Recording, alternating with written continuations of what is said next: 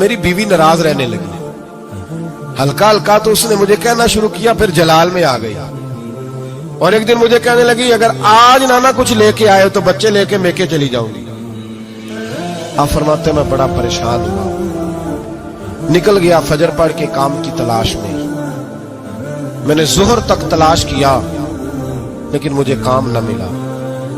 आप फरमाते नहर फुरात के किनारे तपती हुई रेत पे मैं बैठा था तो मेरे दिल में ख्याल आया बंदों की मजदूरी नहीं मिलती तो आज अल्लाह की ना कर ले, आज अल्लाह की मजदूरी ना करे।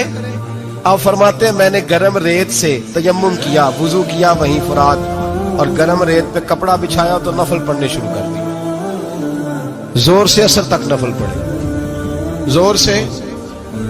चले मैं एक दुआ करता हूं, आप आमीन कहना। अल्लाह करे कि हम मगरब के बाद वाले नफल ही पढ़ने शुरू कर दें। नबी करीम सैयद आलम सल्लल्लाहु ताला अलैहि वसल्लम के गुलामों का हाल देखे, इबादत का हाल देखे।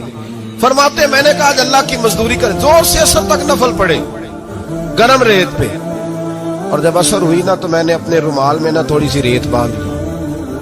घर की दीवारें छोटी छोटी थी। मैंने कहा बीवी ने देखा ना खाली हाथ आया है तो अंदर से शोर करेगी, हम साहिब भी सुनेंगे।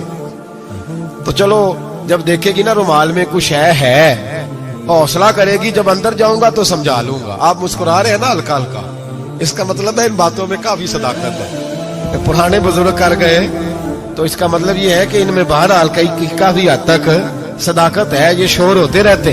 कहते मैंने वो कहा कि चलो दूर से देखेगी तो घर जाके समझा लूंगा। आप फरमाते पहले मेरी बीवी दरवाजे पे बैठी रहती थी, बच्चे बैठे रहते थे, मुंतजिर होते थे कि कुछ लेके आए, घर में फाका होता।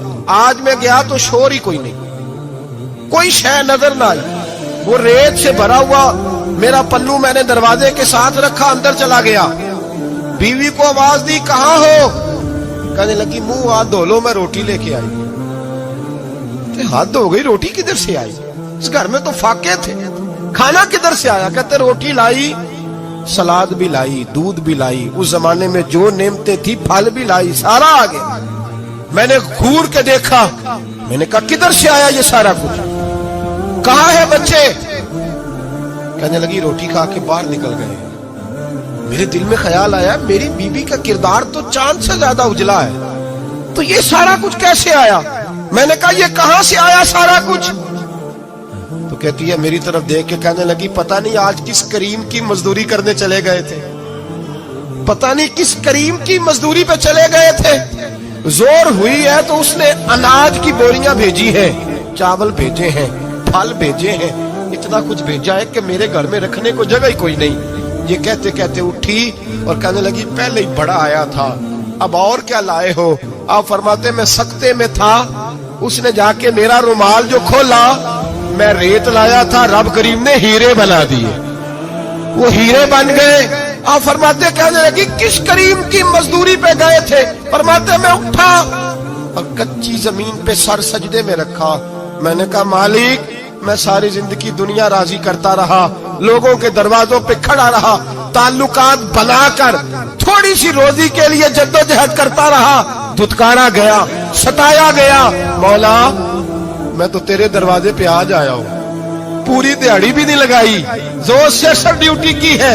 अल्लाह तेरी थोड़ी मजदूरी का इतना अजर मिलता है? खुदाया तो इतना नवाजता है। फरमाया अल्लाह मैं मेहनत भी करूंगा, काम भी करूंगा, लेकिन दुनिया की मजदूरी थोड़ी करूंगा, मालिक तेरी इबादत ज्यादा करूंगा। भाई याद रखो हम सारी जिंदगी लोग कब्रों में चले गए, मस्जिद नहीं आए, कब्रों में अलहाकुमुत तकासुर हत्ता ज़ुरतुमुल मकाबिर, कब्र में जाने का टाइम आया, लोगों की नमाजें पढ़ दी गई पर लोगों ने नमाजें शुरू नहीं की, नमाजें पढ़ दी। कहीं ले जाओ, शादी का मौका है तो वो कराची जाने को तैयार है, लेकिन चंद फरलांग पे मस्जिद है, मस्जिद जाने को तैयार है।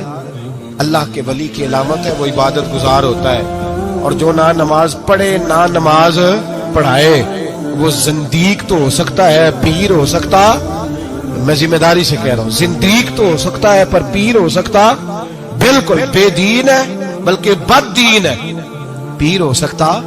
इसलिए कि अल्लाह के वली की अलामत यह है कि उसके चेहरे पर इबादत की रोशनी होती है।